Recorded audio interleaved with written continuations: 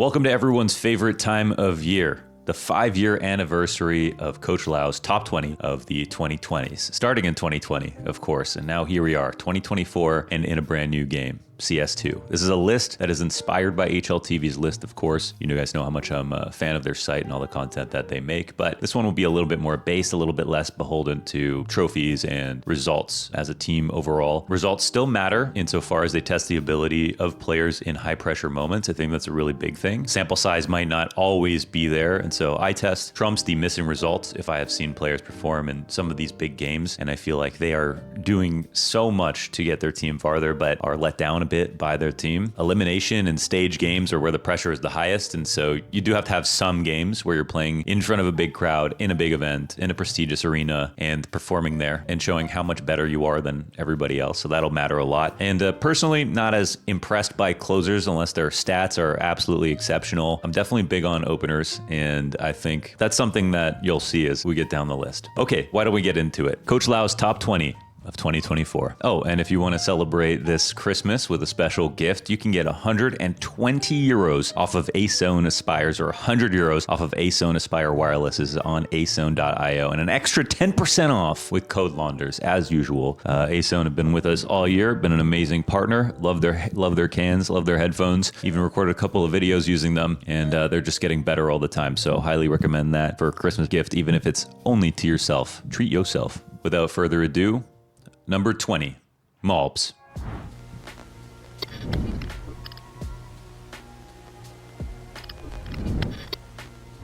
Malbs this year got his contract by bodying G2 twice at ESL Pro League 19 in astounding fashion. So don't tell me that he played only half the year. I think the criticisms this year for Malbs are that he only played half the year in Tier 1, and that was on G2. Well, his M80 stats were also great. Obviously, he just wasn't able to play in some of the biggest events. So there might not be enough of a sample size there for some other lists, but for me, Malbs' impact has absolutely been crucial. We talk about the fall final and the world final for him as an opener on T side that has just been amazing in terms of how quickly he's onboarded into Tier 1. I think that's the special aspect about Malbs that had me going back and forth as to whether or not he deserves a place in the top 20, and I think the simple answer is yes. On eye test, Malbs is so impressive, and I think the other half of this is that Malbs on CT side as an anchor is not a role that he was trained for. He plays an anchor role on CT side for G2. That means playing Ticket on Mirage, which can be one of the most boring and uninspiring positions to play in, but he absolutely makes the most of these spots. And I think as somebody who comes from a bunch of star player positions to a Tier 1 team to play in anchor roles, he's sort of set up to fail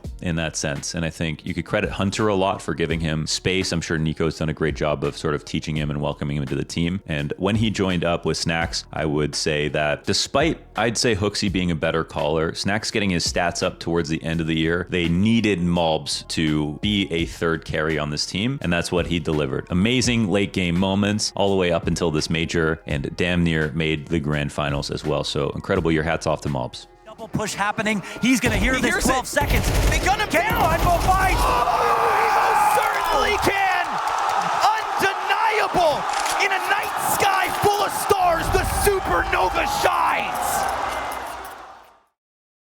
Number 19, Twists.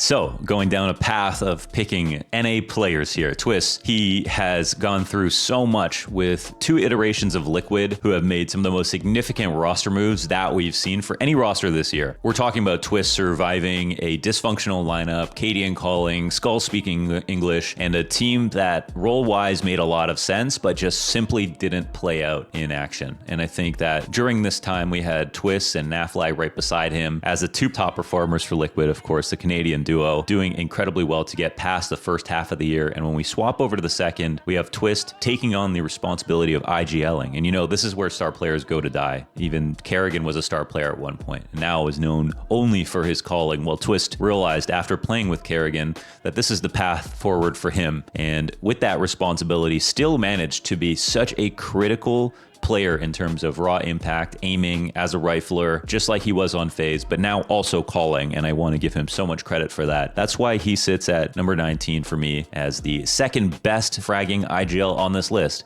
behind Nico. Number 18, Imma.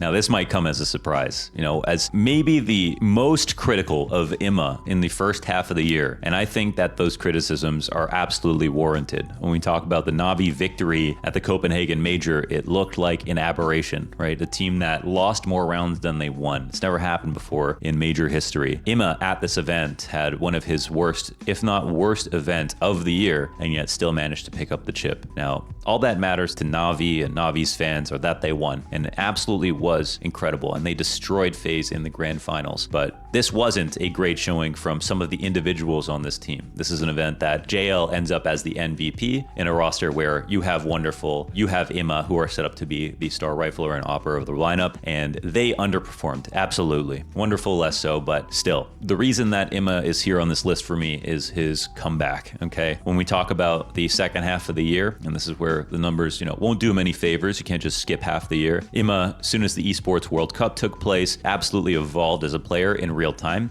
and he did this despite being maybe the most heavily criticized player of the entire year for his role. Now, what was wrong? He was used as an aggressive lurker when he played on Gamer Legion with Shuhei. Then Bit ended up not working out as he switched on to Na'Vi, and the role didn't really make sense for the style of Blade system, and he has now shaped up to being comfortable within Blade system, able to do some of those aggressive lurks a bit more effectively, more well-timed, and his aim is there now. And his reliability in some of these clutch situations has been absolutely remarkable. We can remember a lot of serious impact from Imma in the second half of the year, and this is where Na'Vi were at their best and got their best results. And I think Imma is a massive part of that. So eye test passes all the way for Imma and the player that he's evolved to be to mirror his performance on Gamer Legion at the Paris Major.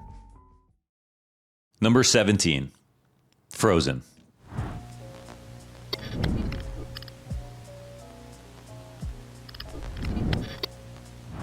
This has been a year of good numbers for Frozen, and this is why some people might feel he is very far down on the list for me. Last year when we did our list, I think we were closer to accurate than HLTV was in terms of where Frozen was. I think he got snubbed a bit last year for sure. He was the best player on every single map for Mouse Sports. He was the main reason why that roster was succeeding. And this year he comes onto FaZe and has a very arduous journey. This move to me had shades of Mihu joining the ex-Virtus Pro lineup, right? A roster that was excellent, but maybe on their way down. Twist leaving this team going to Liquid felt like it could be a final nail, but then Frozen comes in as a player who, again on paper, seems to be a perfect fit for Twist. Now, I would say Twist is a bit more explosive, a bit more close to the mid round than the late round, and you get with Frozen a little bit less of that, and it was always this pack of Brokey, Rops, and Twist that was key for FaZe to succeed.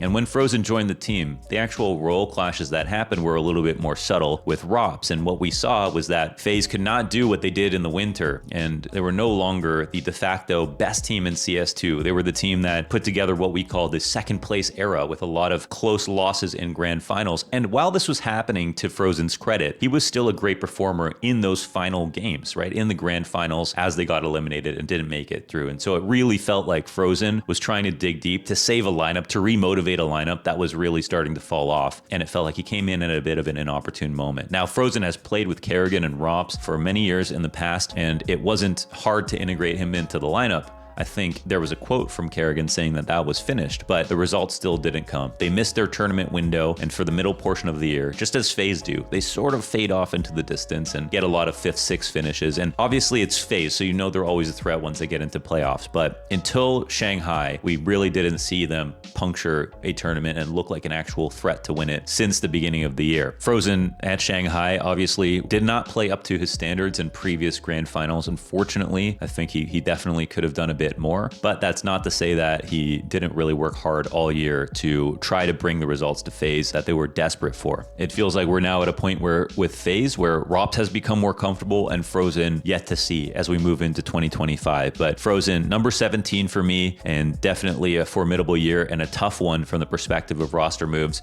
but I think largely stepped up to the challenge. Number 16, Brokey.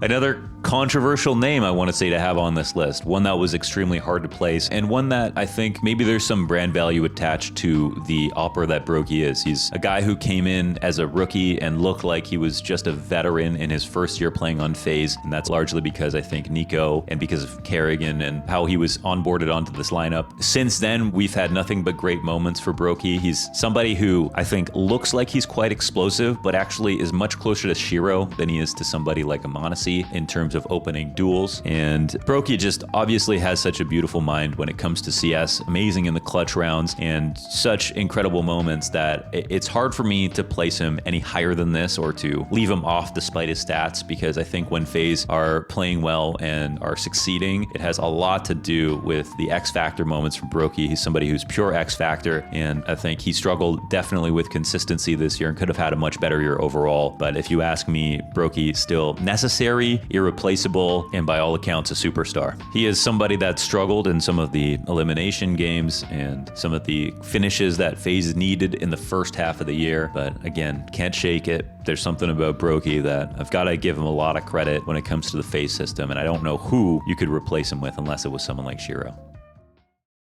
Number 15, Xantares.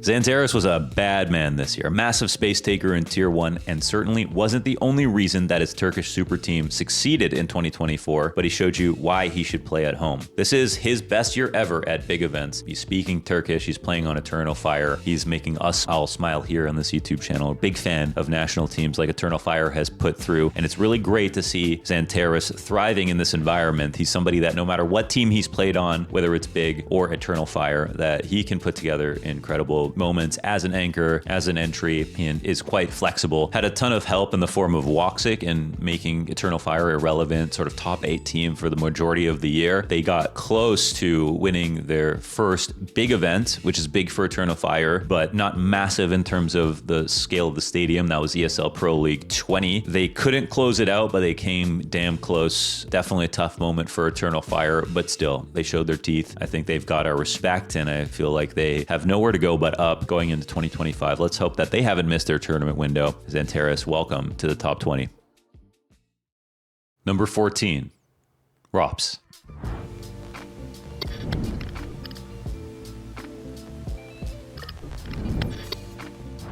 Rops is another key player from FaZe that mirrors Brokey in terms of his perceptible impact, but also his large siesta in the middle of the year. Rops is somebody who cited not feeling the game and was sort of unhappy about the game's state. Well, when it came to Shanghai and FaZe got their second grand finals of the year in majors, even though they didn't win, Rops, up until the grand finals, had a 1.50 rating. This is the biggest jump that I've ever seen when it comes to a player going from group stage to playoffs. And although they didn't win, still ended with the 1.2 in playoffs and showed that you couldn't end the year any stronger than this. This is Rops going back to his Sydney form. He's somebody who actually succeeded towards the end of 2023, more so than the beginning of 2024, but maybe he can only play as well as the game is good. And certainly if he has anything to say about that, I'd love to hear it, because his form is back. He's incredible again. Rops, a critical part of FaZe. He's at the heart and identity of this lineup, and I think a lot of them contribute in terms of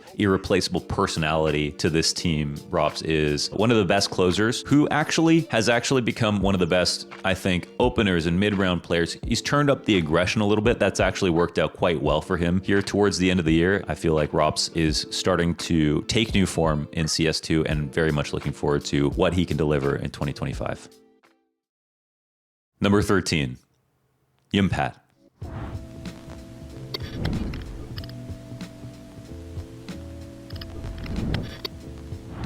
This is the first of 3 Mouse members on my list this year, and the primary source of aura for Mouse Sports. Brother of Sergey, there is CS DNA in his veins, and in a lot of ways, he has the ideal lurker with an atomic clock sense of timing for flanks and creative option coverage in clutches. I think he has turned heads when it comes to his play. He reminds me a lot of Queserado and Yuri when it comes to noticing what's happening on the map that no one can see. He has been a perfect addition to this Mouse Lau's lineup, and I feel like he's one of the most reliable clutchers. It's that feeling when you watch some players like this, like a Caserado, where they're in a 1v1 and you feel like the odds are 75-25 in their favor. Jimmy has that aura. I think he is somebody who also could be higher, definitely, if he works out how to become more consistent. And I think in his role, I always expect players to have better stats because they get to save more, they get to play a little bit safer, they get to bait a bit more. And Jimmy definitely had a little bit of inconsistency this year, but the ability to me is undeniable. It's something that when I look at him play, I just think that I see a player that will lift a major trophy one day. Whether or not he'll actualize that potential is a totally different question, but I think even thinking that is a great sign when we talk about players. Think about all the players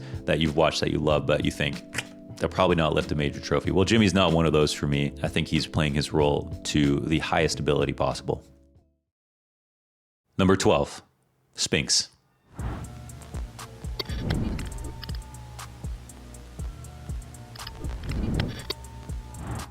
In 2023, before IEM Rio, I made a video asking the question, are Vitality frauds? Spinks was part of that video because he was the best right-hand man that ZywOo has had in his last 5 years as a pro player. And in that time, I think Spinks showed that he's necessary for ZywOo to be able to win, but also can let the team down if he doesn't play to his utmost potential. And I think what we've seen this year is the overall cleanest year for Spinks in terms of performances. Obviously, by the numbers, 2023 is the best year for Spinks and his highest rating and his highest placement. But for me, in terms of the player that he's become, I feel like he's developed and grown and become even better than he was back then. Now, we don't know if this is a last dance for Spinks and if he'll even be a part of the Vitality lineup in 2025, but he's still got that bright future that, you know, we saw back on ENCE. And I feel like he's matured and developed and become someone so reliable that I'm very excited to see what he can do with a roster that very much believes in themselves, where Vitality don't seem to end the year in that place. I think they still were one of the biggest threats this year, and I think they could have had more trophies and more wins if not for a few key matches that went the wrong way, that they came in as favorites. I think that's the key. Obviously, you've got to win those games, but they did a lot of great staging this year with the help of players like Spinks, ZywOo, and Flamesy. So for me, Spinks, this is a special year for him from my perspective, even though he's lower than 2023.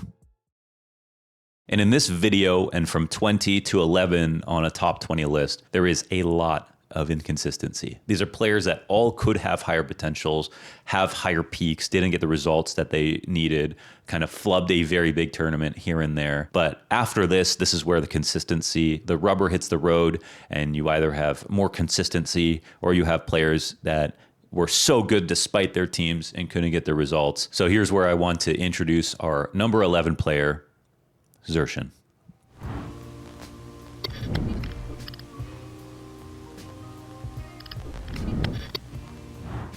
Xerxin was a monster this year, just like the last. His impact and bravery in his role in key T positions, such as winning connector on Mirage, as he so adamantly does every round on T side, and winning mid on Ancient, as he is a guy who will go out through all of the great flashes that are thrown from him into HEs, into Molotovs, and make sure that he always fights to get the kill. Comes up huge on the numbers. Last year, we talked about tournaments that he was ending with a positive rating with negative KDs. Well, now he's getting both positive KDs and positive rating. Xerxin is so unbelievably impactful for his role, is key when it comes to the spirit of mouse sports, in the same sense of how I've described the phase players for phase. And he's somebody that I think is wholly irreplaceable. And I think the one drawback for Xerxin that, you know, we won't see from players beyond him on this list that he outclassed in different ways was the fact that Xerxin, in some very, very big moments, such as the Shanghai Major, could not play the same as he did in some of the other deep tournament runs that he had this year. He wasn't brave enough. He wasn't willing to try to break the timings like he always did. And I think that he couldn't commit to the playstyle that he has carved out for himself. And I want to say that being the player that he is so difficult to be able to show up every day and be prepared to be as aggressive as he is and take as many risks as he is, knowing that his team relies on his 5v4s and his key lurks and his aggressive plays that are so unique to him. But there are some games where you can see the pressure get to him a bit, it. And I think his aim is there, but his mind doesn't believe that his aim is there. And he's not willing to go full force in some of the moments that Mouse need for him. And this is to say, this is a player who's number 11 on this list. This is very high. One of the best players in the world, absolutely, for this year. This is at best a nitpick, but something that I think will cost Mouse playoffs in the future if he doesn't get together. So I couldn't have him any higher. Exertion, hats off, incredible year. And I love the example that he sets for other riflers in his role, that you can get away with being as aggressive and taking risks and still look smart doing it. So that'll be the end of the video here with Exertion at number 11. I hope you have liked some of the names. I know you were thinking about some of the snubs that have come out. And I don't have Wonderful on this list. I don't have Cacerado on this list. I don't have Nertz on this list. And I only spoil that because they obviously wouldn't have been top 10. Maybe somebody's got Wonderful in there, but for different reasons. I mean, there are so many good players to list, even though he's got that major trophy. Again, I didn't want to make this list about that. That major wasn't that impressive in terms of his individual play. I remember watching that and thinking, JL's winning this major, JL's winning this major, but the rest of the team, I'm not sure. Cacerado had some great consistency, and I expect to see him maybe at 20 to 18 or something like that on HLTVs. Eye test is super strong for Cacerado for sure, but again, this is just a matter of like how do we squeeze every single person on this list, considering the runs they made and who they beat and everything like that. Some of these players, I think their stats are a little bit higher than they are good, even if they are still great, if that makes sense. But yeah, that's it for the top 20 to top 11. We will do top 10 to top 6 and top 5 to top 1 and reveal the number 1 player of the year in the coming days. Thank you so much for watching. Make sure you use code launders for AZone. Happy holidays to you and your families. I hope you have a great Christmas break, some time off, some time to think and reset before we start the new year. And just remember to get your mind right in this time off, okay? Before we, if you want to get the rubber to hit the road, you want to align that barrel to make sure you got the best shot. You got to build momentum by taking time off and thinking about your life and your decisions. So yes, I hope that you find peace of mind, a lot of momentum, and great fortune coming into 2025. Thanks for watching, and I'll see you soon.